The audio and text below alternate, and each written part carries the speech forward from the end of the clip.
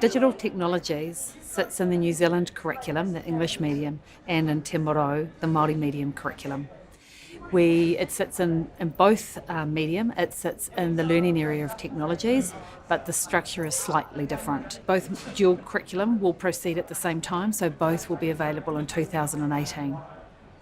The myth is that people say young people can use devices, and absolutely they can. But what we want them to do is think beyond just using. We want them to create digital solutions and work in a digital world and see what's possible in that world. So we've been co-designing with our teachers in the new curriculum all the way along. Our consultation period, we did 54 workshops across the country, I think. We've had various ways of interacting, gathering feedback, understanding what's happening in our classrooms, as well as understanding what's happening in the world so that we can join classrooms and the world of work together. Teachers do exceptionally well. There's pockets of brilliance around our country where we're teaching digital skills that are creating young people who can think creatively in this space. But we need to work across the whole sector and build the capability and support our teaching practice so that we create an education system that's relevant for today's young people.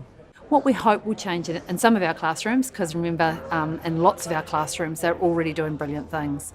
But what we want to see is an integrated curriculum that uses digital technologies and thinks in a different way to ensure that we are moving ahead with our world.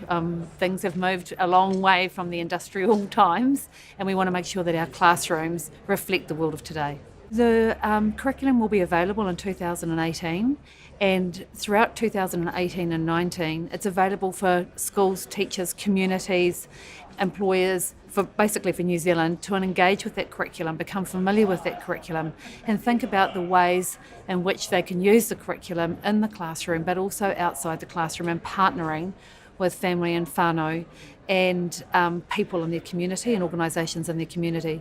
It will become compulsory in 2020, but when we say compulsory, we will still be supporting, obviously, our teachers and our classrooms and education sector to become really capable in that curriculum.